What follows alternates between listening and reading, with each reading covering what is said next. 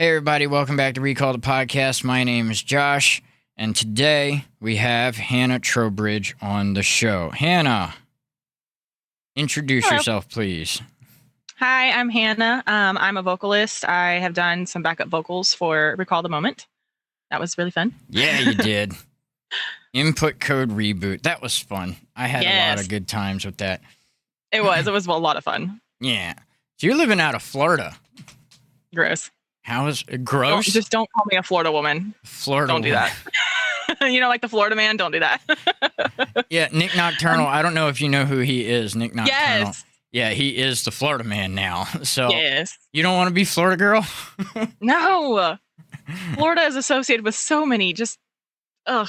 That's where a Day to Remember came from. Work, That's where a Day to Remember came from. Well, yeah, but that's fine. Which, by the way, you made fun of me on how I said that town's name. Fort Lauderdale? I said something like Ocala, and you laughed at me. I was thinking a different band. But yeah, so we say Ocala. Ocala? Yeah. It's not Ocala? Why I've is never it not heard it Ocala? said that way. Is it Ocala? That's what we all call it. My whole world is... Yeah, I just remember... I just remember when we were talking about this not too long ago, and I had said Ocala, and you straight up laughed at me, and I was like, wait, what? What did I do wrong? Did I pronounce it wrong? I don't know. Don't feel bad, though, because even as a Floridian who has lived here my entire life, I don't know how to pronounce a lot of the cities, so... Don't feel bad. I was on a call one time at one of my old jobs, and I said, oh crap, I can't remember what it was now. Not DeLand.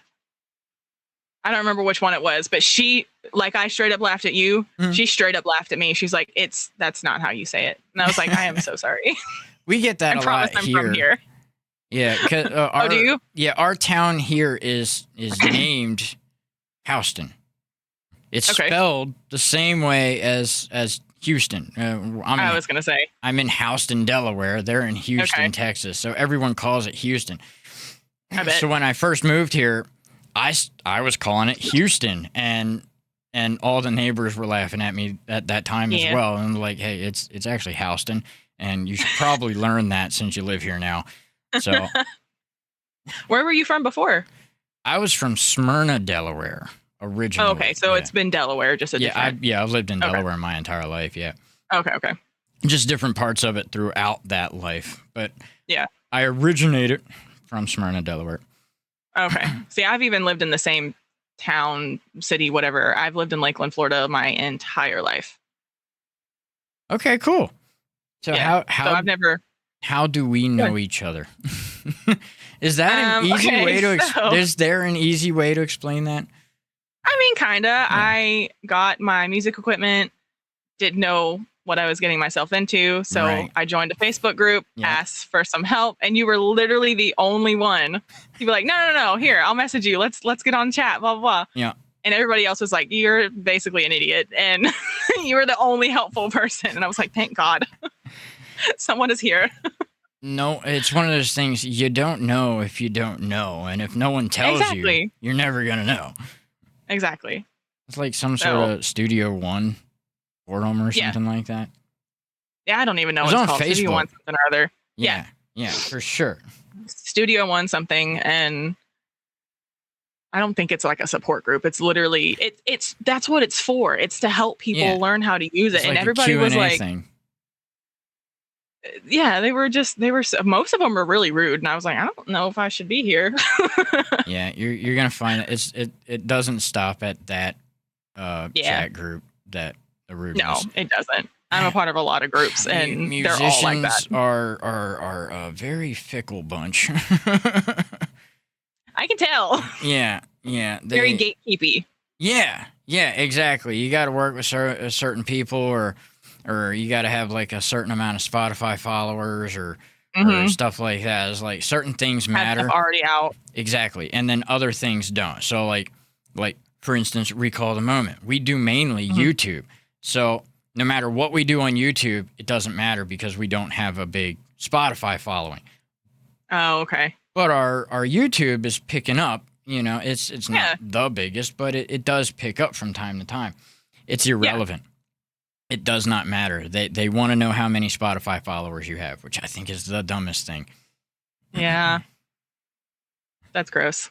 Yeah, it is. It is. But clearly there are helpful people who are willing to pass along what they've learned. Yeah, exactly. And I've had my fair share of people be nice to me and help me out and stuff like that too. I wouldn't know what I was doing if it wasn't for Eric Blackway. So, right. And he took a chance on me, honestly. So, but I think it worked out with you because you and I have done a handful of covers. Yes. Behind the scenes, just like practice tracks and stuff like that. Mm-hmm. And you've learned a lot through the recording stuff too. I hope so. Every time I open it up, I'm like, okay, hold on. He said to do this and this. And I don't remember what this button does, but he told me to click that. And so you went from not knowing anything to being able to get on there and record something. That's a start. You know exactly. I mean? There you go. So we've been recording long distance together for what I'd say almost a year now, isn't it? Probably. I think it's been like 8-10 months or something like that. Give or take. Had to have been something like that. Maybe last summer or so. You're right. I think it is closer to a year. I don't know. I'm really bad with dates and timelines. Yeah, I can't think much either. But I mean, within that 1 year, we've done quite a few things together, especially Input Code Reboot, which is that your first official published? Yes. It is? Yep. Oh, cool. Well, see, there you go. We got one. We got one in the bag. We got to get some more going for you then. Yes. Anytime you need some backups, let me know. I want to put you as main. Oh. All right. Hey, I'm down. Yeah, I mean, I think you can do it. You've got one hell of a voice. Thank you. So I really That's another problem I have. I don't like my voice, so anytime I do something, I'm like, oh, this is shit. And then someone else will be like, no, that sounded so great. And I'm like, did it though? It's a confidence thing. All right, I do want to talk about the musical influences because you and I have very different backgrounds in what we like to listen to. Very.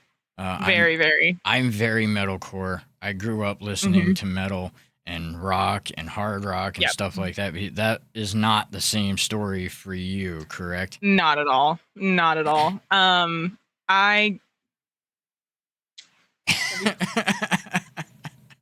Okay, back up a little bit. I'm leaving that in. That's fine. I don't care. I didn't get into like metal or even really like anything heavy until I met my boyfriend. Yeah. He's the metalhead, and honestly, I like a lot of it. Not anything super, super heavy, but I do like a lot of the music that he shows me. I have a lot of it on my playlist now. But what I grew up listening to was Christian radio, even some Christian rock, if you will, DC Talk and all that stuff. Chris Tomlin and all of that. But then when I got closer to like middle school and stuff, my sister was very opposite of that, and she listened to all the secular music that we were never supposed to hear, all that stuff. So I'm a mainstream for the most part. Like I like all the mainstream music, but I do have a lot of artists, or at least songs, that I really like. I love the band Bastille. They were really popular for their song Pompeii. I do not know that. I'll look into it. I promise. Chill. I don't know if you'd like them at all, but I really enjoy their music. They also have a ton of covers. They've put out 2 albums of covers, and they completely changed the songs. And to be honest, I like their covers better than some of the originals. They take like 80s, 90s music, and they will just like completely revamp them. So I love Bastille. I'm really into like sad music. I can tell by the covers you select. Yeah. Yes. I love not even necessarily melodic. How do you say that? Melodic. Yeah. Excuse me. Not even necessarily melodic, or ballads. Like I like Adele and all of that, but I like Billie Eilish. I love her music. Um, Noah Cohen. I think I showed you a song by him, the Anyways song Probably. that I want to do. Yeah. Did you ever listen to it? Because it's such a great song. You probably, again, it's completely opposite of what you like. So you probably won't quote unquote like the song, but the music now, and be the fair, vocals, that's a little kind of unfair because I do listen to other music outside of metal. Like, do you though? Well, I mean, sorta. Yeah, sorta. Exactly. Like, I do listen to some older stuff. Like, I listen to a lot of Eminem, LMFAO, and stuff like that. And I started on softer stuff. Yeah. Like Kid Rock. I mean, I feel like or, everybody does. Yeah, I mean, it just evolved throughout the time. As I got older, it just got heavier, and I was happy with it, so I stuck with it. Yeah. Ice Nine Kills is someone that I really like a lot of his songs. Yeah. I'm trying to pull up my playlist so I can actually, because another thing that I'm really bad at is names. Mm-hmm. So my boyfriend will be like, have you heard this song? And I'm like, I don't know, play it. Like, I don't know it by the name of the song or even the artist sometimes. I'm like, just play the song and I'll let you know if I've heard it. Right. So I'm really, really bad at that. One of the bands, and I just had it was on the tip of my, Alter Bridge. I assume you've heard of them. Yeah, you talked to them. We both love Alter Bridge. Because I was going to do a cover of... Yep, my first experience with them is you trying to do a cover. Really? Yep. Okay. So the one I was going to do, and I still want to do, is Watch Over You by Alter Bridge. But if you have the time, listen to, I believe it's called Blackbird. Mm-hmm. It's like a 6-minute long song, but it's entirely worth the 6 minutes, and if you like it, you will just repeat it over and over again. 6 minutes. Don't you know attention spans have reduced now? Like, that's what I said when he played it for me, and I was like, 6 minutes? Are you joking? That's a long song. All right, but it's amazing. I'll try to remember to listen to it, and I'll have a repeat of it when I'm editing this. I'll hear this like 15 times and be like, okay, all right. I told her I would go and check it out. Here we go. So how long have you been singing for? Officially, when I got my recording equipment like 2 years ago. Oh, shit. Yeah. You've learned a lot since then, though. Yes. And I know this is probably a really dumb story, but me and my boyfriend, I'm sorry I keep bringing him up, but he's a big part of my music life. By all means. He's the one that gave me like the confidence to buy my equipment and to actually start putting covers out and things like that. And I think it was last week or earlier this week. I don't even know what day it is. Earlier last week, whatever. Yeah. We were drinking and we had music on and we were, singing along and all that stuff. And he got me to the point where he was like, you need to be louder. You're like, I was like, but it feels like I'm yelling when I do that. He's like, it doesn't matter. You need to be able to sing. You need to be able to project yourself, Right. And I've never done that before. Even in all the covers that I've done, I've never fully projected. And I did. And it surprised, me, it didn't surprise him. It surprised the fuck out of me because I was like, I did not know I could do that. And he was secretly recording me the whole time. And as soon as I realized he was doing that, I completely forgot the words. And I was like, okay, we're done now. But he got it. And we listened to it and I was like, dude, I really didn't know I could do that. And so that is just another little boost, a little tiny boost of confidence in myself of being able to, I can actually do this. And it's what I've wanted to do since as long as I can remember. Ever since I was a little girl, I've always wanted to sing. Well, it's not just you still learning. I did the exact same thing. It's nearly that same story, but I didn't have no alcohol was involved in mine. Oh, well, I was in the booth for Input Code Reboot. And we had gotten to the bridge, and the bridge that I had made originally, neither of us liked. So I remember you changing that, and I was like, "Ooh, this is good." Yeah, and that was the first time that I had like belted the way that I did, and you can tell. Not that it's your first time, but like you can tell that you're pushing, right? Not in a bad way. That sounds bad, but like you can tell. And I was like, dude, this is great. I loved the change that y'all did. Yeah, I was happy with it. And as soon as we did the first bit of it, because we went through like, dude, it was like 30, 40 different times that we just kept I'm going sure. through this part with different lyrics and different volumes and different sounds. Hmm. And like nothing was working. And I was actually just kind of starting to get pissed off a little bit at the fact that we couldn't find something nice.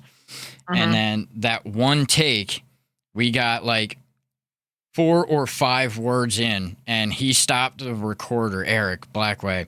He had stopped the recorder and he was like, "You didn't tell me you could fry." And I was like, "It's because I didn't know I could fry. I don't even know what you're talking about right now." Right. And he was like, "Well, that's what we're doing now. You're going to do that again." And Sounded great. right. And then, after practicing, like in the booth, practicing while I'm recording this thing, and that's where it ended up becoming the bridge that it is now. Yes. And I'm glad that we did that. But we're all Yes. learning, and we're all Yeah. in some kind of a stage of learning. Yeah. Like right now, I'm learning how to tune vocals. Okay. I am hot garbage at it. You ask anybody. I mean, the point of tuning vocals is to just like notch the parts that you didn't get in tune, right? But when I tune them, they somehow sound worse than they started. So I'm sure it's a bit me and a lack of experience with tuning. Yeah. But I mean, I don't know. We're just gonna eventually. I'm gonna have to learn how to do this, but I'm not there yet. So we're all learning something. Yeah, of course, of course. I mean, honestly, if it ever comes to a point where you think you know everything, you need to reevaluate. Exactly. There's no such thing as perfect art, right? Yes, exactly. And that's also one of my problems and one of the reasons I have such an issue trying to get myself out there, because I'm the type of person that if I can't do it exactly correct the very first time, I'm a failure and I'm not meant to do this. So me coming this far in music is honestly, it's a really big deal, and I should be more proud of myself than I am. You should be. Thank you. I'm serious. Thank you. I appreciate it. Because I'm the type of person, and that's terrible to say about myself, but it's true. I've always been the type of person that if I can't do something right the first time, then it's not for me and I move on. And so that's just always how it's been for me. And so this is a really big step in not only for me personally, but in my music and everything, because it's shown me that it's okay to work on things. It's okay not to be perfect at it, because you're never going to be perfect, and that's fine. Yep. Just be who you are and what you want to be, or do what you want to do and go from there. And it's fine. You don't have to be perfect. Time, patience, practice. Yes. That's pretty much all it'll boil down to. Yep. I was told as a kid, like, I had something really, really cool to say, but I can't remember what it was now. That's okay. That happens to me all the time. It's one of those things that failures create successes. So if you don't fail, then you don't know what you're doing wrong to succeed. You know what I mean? Yep. And that's the short end of what I had to say, but I can't remember all of it. So that's as good as it's the whole story was a lot cooler, but you get what I'm saying. Exactly. Exactly. You've mentioned your boyfriend a handful of times, and that was actually the next thing on the list is a support system, and how well is your support system? Yeah, absolutely. My boyfriend is my main supporter. He's the one that likes to push, and not like pushy and like, you need to do this, type of thing. But he assures me that I am good at this and I should do more and practice, and you can actually project, and it sounds great when you do it. Right. So do more of that, My whole family is very musically inclined. A lot of my families have sung in the choirs at church. I remember, I wish I could find it. We, as a family, I think this was when I was like 10, maybe a little younger, we did a Christmas CD for my grandparents. Oh. Yes. So, okay, hold on. That was my first official. No, I'm joking. But yeah, we did a Christmas CD, and the only thing I remember about it is when we were singing the 12 Days of Christmas. And I had the high 5 golden rings, whatever, the little, and I was like a little tiny girl, and so it sounded ridiculous. But the best part about that experience was my sisters not taking any of it seriously at all. And every time they had their individual parts, they would like do some interpretive dance every time, like for calling birds or whatever the lyrics are. I don't remember, but each of them had a different one. And it was just, we could not take that seriously at all. I don't even know how they got a CD out of it, but it was great. So my whole family is into music. My grandfather, he recently passed away, but he sung, he was a pastor. Did I say that already? I said he passed away. Not officially on the camera, but I know a bit of it previously. Yeah. So he, that man had a voice. He was like a mix between Elvis and Johnny Cash, if you can believe it. Like he had this beautiful, like, I wouldn't say bass because he wasn't like a super, super low voice, but it was just, he had the most amazing voice. And if I can find anything of him singing, I will send it to you because he could have been a singer. He really could have been. He 100% could have been a singer, but that's not what he felt he was called to do. So he didn't, do that. But he sang a lot in church, growing up, and even up until he got really bad where he couldn't really do much at all, he would still sing. My his wife, my nanny, is a pianist. She plays the piano. My mom plays the piano. A couple of my brothers play guitar. I have never learned how to play an instrument, unfortunately. Well, vocals is an instrument. Okay, that's true. I mean, it counts. You know what I mean? Yeah. Like, all right. When you think of a band, okay, there's 5 parts to a band, right? 2 guitars, a bass, drum, and a vocal. So vocals. I mean, I would say it counts. All right, cool. So like, I play the vocals. But yeah, and my oldest sister was the singer in our family. She loves to be in the spotlight. She had tried out and gotten pretty far with, like, I think it was American Idol. Like she never ended up on the show, but she got to like the furthest you could get before you get on the show. Dang. I actually think she did that twice. The second time she did it, she was pregnant and ended up not being able to do much with it. But so she sings any chance she gets. She likes to do the national anthem for like rodeo, like the local rodeos and whatever other games. I think she's done baseball games. I think she's done a hockey game, but she's like the singer of the family. And that was also one of the reasons why I never felt like I could get into it, because I didn't want it to seem like I was trying to copy her or like, I didn't want to be under her shadow, basically. And that was my thought process as a child. I was like, no, I can't do it. We already have one. So that's one of the reasons it took me so long to get into it, because, she's a great singer and everybody knows that. If you know my sister, she can sing. And so I just didn't want to try to step into that and almost try to like fill her shoes type of thing. Right. So it was just a thing that I had in my head that I couldn't do it because someone in the family already did. But I love it. That's when you get to team up and do something together, Yes. And we are actually thinking about all of us, well, probably just the girls, the boys probably won't. I have 7 siblings, if this helps at all with context. Okay. Did I not tell you that? No. I had no idea. I have 7 siblings. I have 4 sisters and 3 brothers. So if that helps a little bit with all the siblings that I'm talking about. Right. It makes sense, through previous conversations and stuff. I just didn't. I thought you had 1 brother and 1 sister. Nope. There's a lot of them.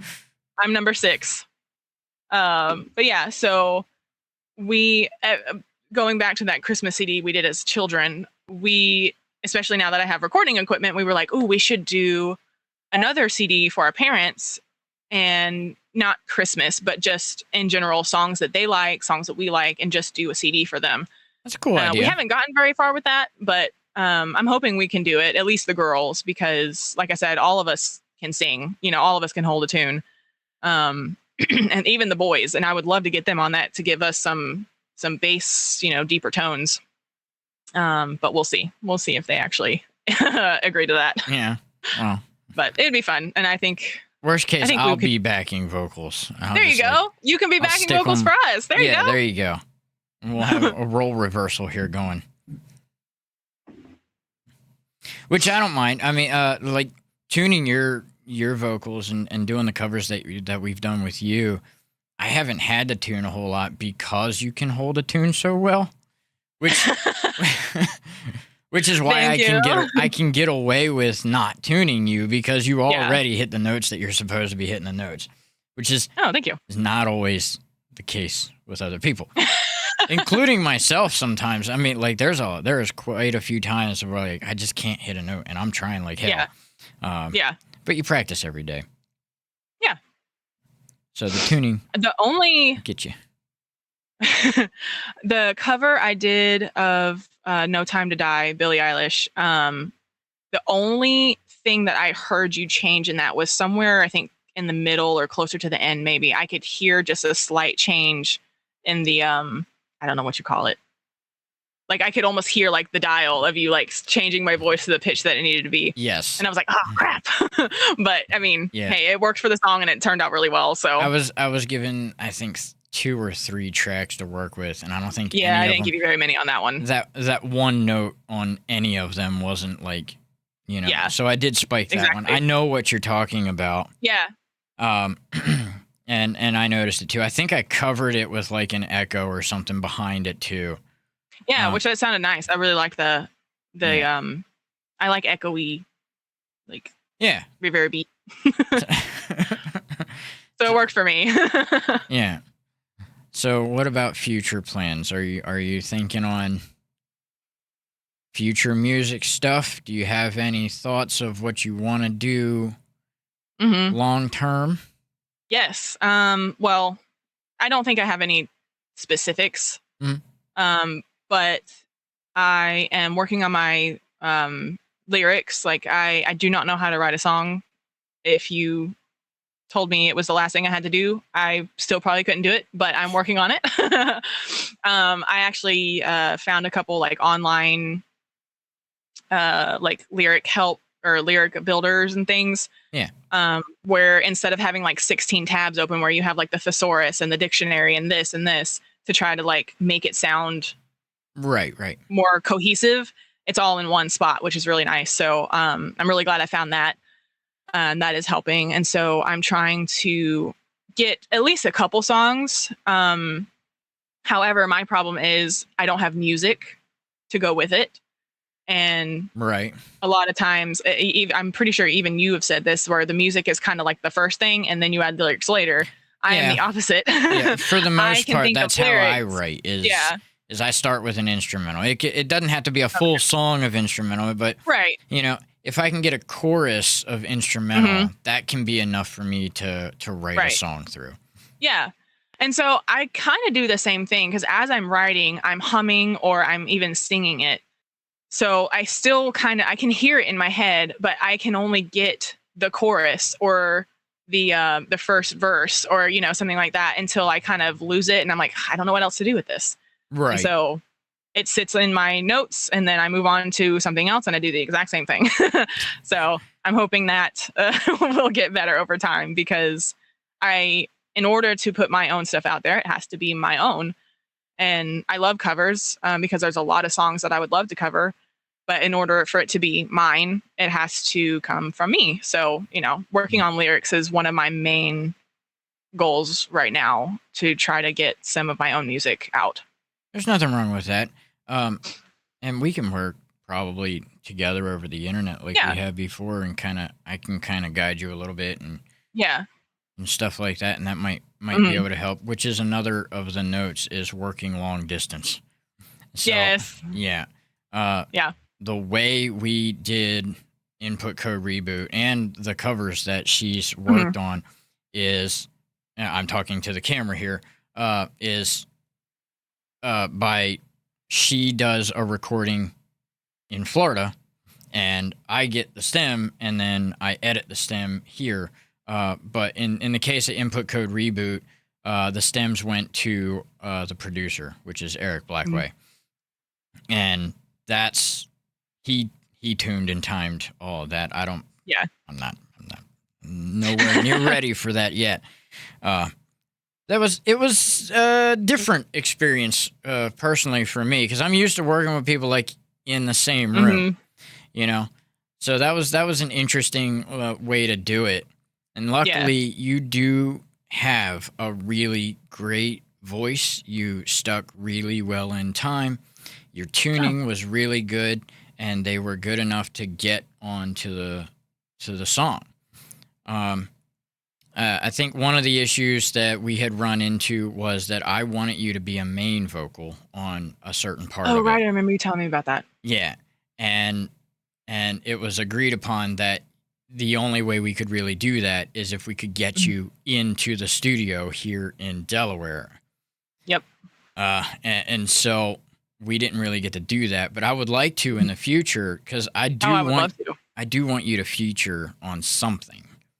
That would be great. And I write a fair amount of songs that are meant for higher pitched vocals, you know? Yeah. Like not really like, yeah, there's quite a few things that are like screamo, but there's quite a few things like when I sing at a higher pitch than I talk. So there's a lot of stuff that like you could probably feature in no problem. I'm totally 100% down. Yeah. So, how much are flights to Delaware? That's our next notice. When are you coming to Delaware? Well, honestly, I mean, I would love to do it as soon as possible type of deal, but it's especially now that I just got another full-time job. Like I say another, I'm not currently working until tomorrow, but that's going to be a lot harder now that I don't have any free time except the weekends. But assuming something doesn't happen for another 3, 4, 6 months or something along those lines, I could probably take a 3 or 4 day weekend and possibly come up there and do something, because I think it is important idea. And you know, that's what I want to do, and that is my goal in life. So it needs to be a priority. So, you know, if I can get it up there, I will get up there. I'm 100% in. Yeah. We got a handful of producers. If one chooses not to work with it, we'll work with a different one, or there you go. We can record most of it here. But then I can get your timing. I can get your tuning here or at Eric's studio or at a myriad of different other places. I want you to feature on something. I think it's worth it. I think you have the talent to do so. Thanks. And I've sent, I mean, Input Code Reboot has been released. I'm getting feedback from it already. They love the backing vocals. They think you can sing. So it's got to happen. It's got to happen at least once, right? That's nice to hear. That's and good. Plus, that's like, great. You and I have never been in the same room together, so I think that would be like a fun video anyway. Right. It's just, well, like I mean, walking up the stairs, like, here I am. Well, yeah, I mean, like friends meet each other one year and they'll go, you know, like it would be a really cool thing to have filmed and recorded and put on the YouTube that, you know, we actually got to hang out and meet each other and work on this thing. And put our hearts and soul into this song type thing. So I think that would be a good weekend. That 3 or 4 day weekend. Yeah. I was gonna say, if we could do like at least a good 2 full days, and you know, whatever. Say I end up there sometime on Friday and end up leaving sometime on Monday. You know, we would have a good 2 full days to work on everything. We should record or / video everything, almost like a vlog type of thing, just so that we have it. Not that we have to do anything with it, but just so that we have it as proof that I was there. Right. Yeah. You I definitely did this. should. And you know, exploring Delaware is small. You can pretty much do everything in one day. I've seen on your Facebook a handful of times, and this is where you and I start to disagree. Oh no. You post a lot of pictures of snakes. I have a tattoo of one. Yes. So I actually don't have them anymore. I had 2 ball pythons. But when I lost my job almost a year ago, I was able to upkeep them for a little while. But I mean, it's expensive having any type of pet. It was easier to have my dog because my mom also has a dog. We live with my parents right now. And so we just, you know, that was never an issue. But the snakes, on the other hand, you know, they have different food that they eat, which I won't mention. Yep. They have their lighting and the bedding and they have a lot of stuff that you have to do with them. So it got too expensive for me to keep them. And so luckily, my brother and his girlfriend took one of them, and one of my good friends took the other. So I still get updates on them and everything. Oh, okay. But yes, I adore snakes. Not just ball pythons. I love snakes. I think they're amazing creatures. See, and I've seen pictures of snakes, and that's all fine and good for you. I'm glad for you. I'm happy for you. Yep. Not a fan. Yeah, a lot of people aren't. My boyfriend's not either, and so he was like, anytime I had them out, he was like, "Do not bring that near me." They terrify me, and my cousin knows this, and I think this is where most of it stems from. He knew as a kid that I was very scared of snakes, and when we found one, he would throw them at me, and I'm pretty sure that scarred me for life. Yeah, because we live in rural fields, like I say, like we had a field nearby, so there were a lot of snakes out. In the field and stuff like that. So anytime we would see one, like he thought it would be funny to like chuck them at me, and it just made the fear that much worse.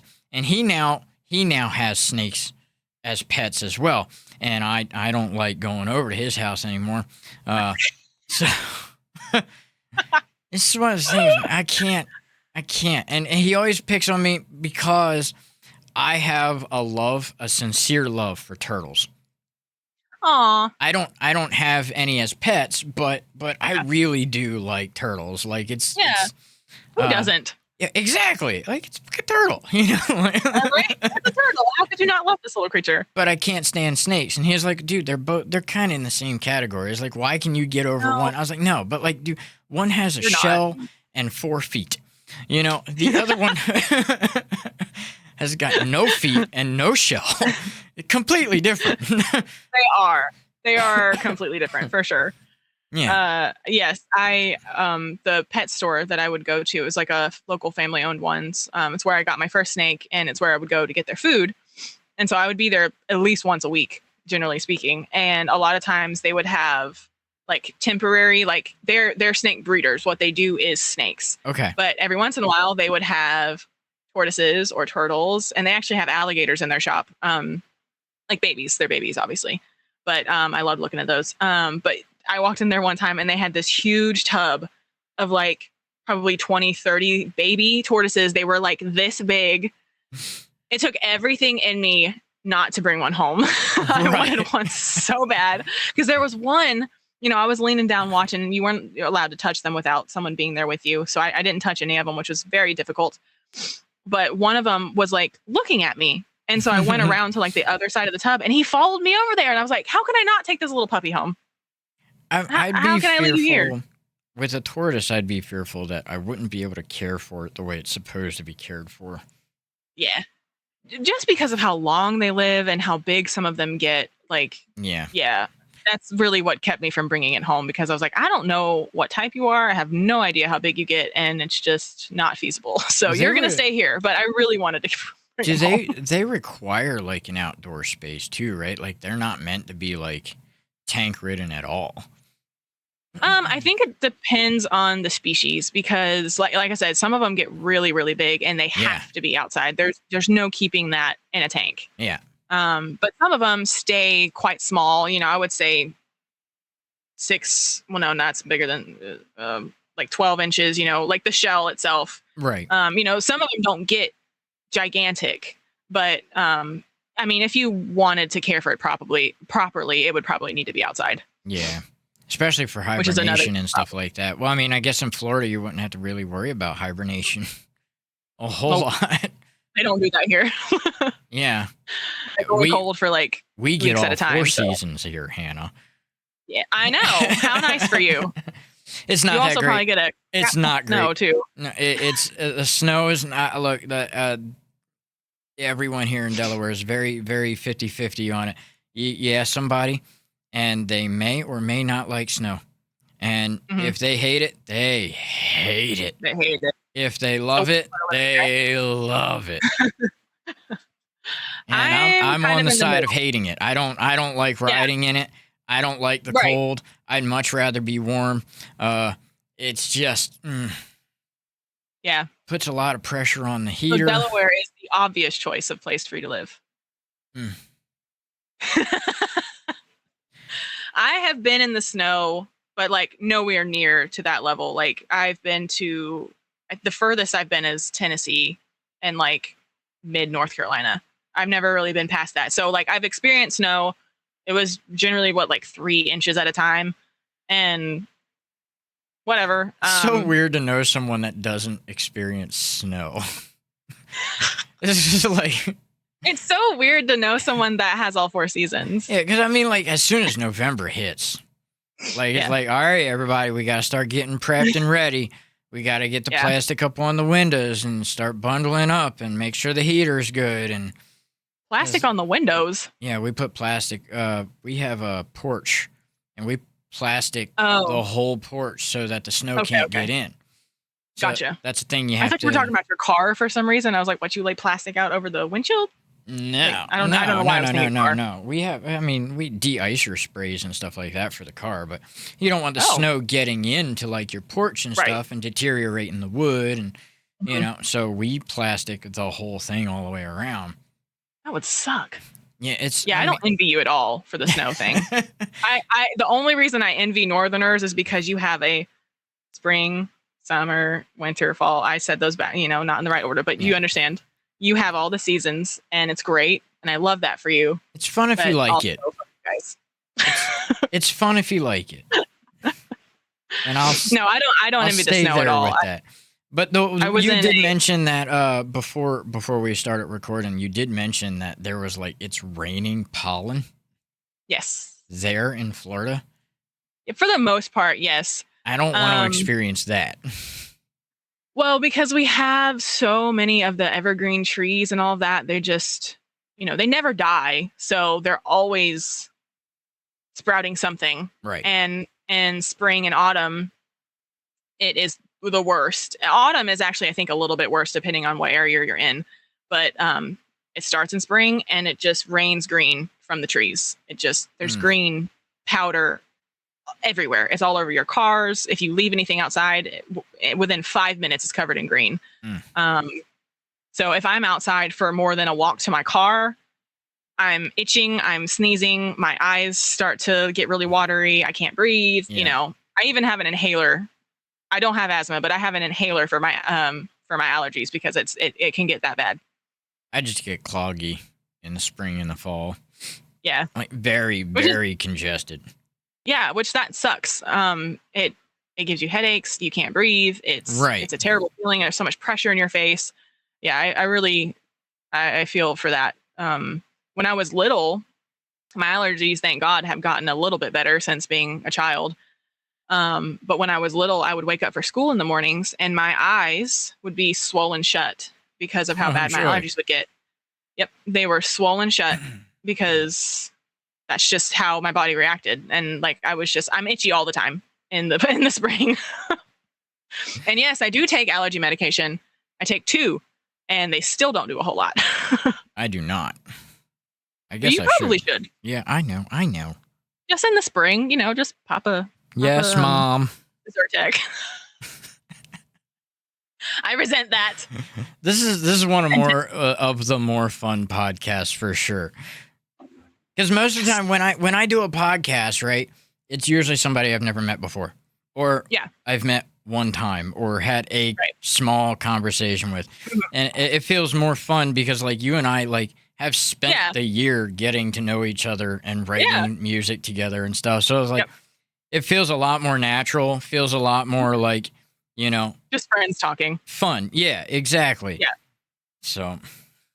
Yeah. Same. I was expecting it to be a lot more awkward than it has been. So I'm I'm good on that account. Yeah. So I think we're actually running out of things to talk about because there's a lot of things on the list that we talked about while talking. So there's no sense in bringing them up again. Kind of bring stuff up. Yeah, I was ignoring the list there for a little while, and I mean, there's talked about it already. Yeah, there's no sense. Well, cool. I mean, asking what genre you work in when we already talked about like the Alter Bridge stuff, and I mean, like you already know what kind of genre you want to work in. Yeah. Actually, I really don't. I cannot pick a genre. I cannot pick a single style. That's also one of my problems because Oh, okay, cool. I'm like, Let's dive into it then. I would love to do stuff like Billie Eilish, but I would also love to do stuff like Alter Bridge. I would love to do stuff like Adele. I don't know the genres. I should probably know that, but I don't. I love Doja Cat. I love. I can't rap, but I would be cool to learn just to know that I could do it. But yeah, I love pop. I love all of it. Right. And so it's really hard for me to stick to one because there's so many that I can see myself doing. Just do a bunch. I know. Yeah, that's what covers are for, right? Yeah, just do a hodgepodge. Like when I write my music, it needs to be pretty cohesive. But when I'm doing covers and stuff, why does it matter? You know? You'll find once you write your first couple of songs, you're going to notice like little things. A trend, yeah. And little things that you tend to do commonly. And that's that's how it always works for me. It doesn't matter how many times I try to do something. It always kind of sounds the same. Yeah. Yeah. And I'm even having not written full songs, I still get that. One of speaking of like trends and like your music and how you sing and stuff, I actually have a friend here. Mm-hmm. She's a vocal coach. I have not actually done anything real with her, but I send her a lot of my music so that she can critique it and be like, okay, you need to do this, or that sounded great, or you should, instead of doing this vowel, you need to do this vowel, whatever. But one thing that she has told me I do a lot is slide my notes. I slide them at the end of words. Mm-hmm. And I was like, what does that even mean? She's like, well, you'll slide things a lot and it gets you off time, or it doesn't match up with the rest of what you're singing. And I'm like, I don't even notice that I'm doing it. It's just something apparently that I've always done. And so I have to watch myself and make sure that I'm not sliding. I guess I think that's the term she used. I do it too. Yeah. I feel like everybody does. Yeah. But with the music that I like to sing mainly, it fits with a lot of the songs. So to me, it doesn't matter. But for certain things that I've sent her, she's like, nope, you slid right there. Don't do that. It's like, I'm sorry. I didn't mean to. I need some lessons. Right? Yeah. I've been trying to get myself into her. She works for a music store. Oh, okay. But her job is lessons. So she has a little room and, whatever. That's what she does. And so I've been trying to get myself in there, but she recently moved a lot closer, but she was an hour away from me. And so I was like, that's just not feasible for me to do that more than once or twice a month. So it didn't make a whole lot of sense. Plus she's my friend. So I was like, do I really need to? No, I'm just kidding. I told her, I was like, I will 100% when I can, I will get in there and pay you for your job because, that's what she does. And she's, as far as I can tell, she's pretty good at it. Her dad is also, they have a little studio in their house. Oh, cool. Her dad does music. I'm not 100% sure what he does. I don't know if he's more of a producer. I don't know if he makes his own music, but he has it and he knows how to use all of it. And so she has also been brought up in music. And so, yeah, I feel like she has a good understanding of being able to teach. That profession is very underrated. Yes. It a lot of people. I mean, I'm trying to say it without being mean to anybody. I really am trying to think of the nicest way to say this, but there really isn't any actual way to say it. I mean, a lot of people can't sing. That's not mean. That's just a fact. But I mean, with the advent of tuning and auto tunes and producers fixing your vocals, you would never know, Right. So it's one of those things that I'm trying to do my best to actually sing the things that I'm singing. Right. But I actually know people that just don't care and it'll get fixed later in post, fix it in editing, So it's the vocal coaches, they are definitely underrated. They should be. Yeah. They should be paid more than what they're honestly paid for now. Yeah, that's true of a lot of things, but definitely, I mean, I have no idea what she makes. Probably not a lot because she's working under a store. She's not her own she doesn't have her own space to go to. She doesn't do it out of her home or anything like that. She works under a music store, so she probably doesn't make a whole lot. But, yeah, it's from worth what it. I understand, at it. Definitely worth it. Yeah. All right. Yeah. This is actually the longest podcast I've ever had recorded. I'm so sorry. And my battery's actually dying, so we are going to have to go. And we actually had one of the other podcasts, the battery did die, but it was a different one. This one had a little bit of extra energy in it. But in the middle of recording, he's like, hey, the battery died on this. And I'm like, oh, shit. So, yeah. But this is actually officially the longest that we've ever had recorded anything for the podcast. Sweet. So with that being said, Hannah, I appreciate you being on Thank you for having me. Input Code Reboot and on the podcast and just being a decent friend. I really, really look forward to being able to get together and work on something with you as a feature. Is there somewhere that you would like people to reach out to you for other work in music? Honestly, the only place that they would be able to is Facebook. I literally have nothing else. I don't have Instagram. I don't have whatever. I don't have like a Twitter. I've never gotten into any of that. So Facebook is literally your only option. All right. And we'll talk about whether you want it in the link or not after this is done, because some people don't. Yeah. It is. I'm fine with it. To go ahead and answer your question, that's fine. Yeah. Okay. Well, as for the Recall the Moment stuff, we post this podcast once a month, and we release music videos every couple of months. We just released a new song with Hannah, Input Code Reboot. Go check it out. It's on the YouTube right now. You can listen to it on Spotify, YouTube, and pretty much anywhere else that streaming service that you use for streaming. So until next time, peace and love, y'all.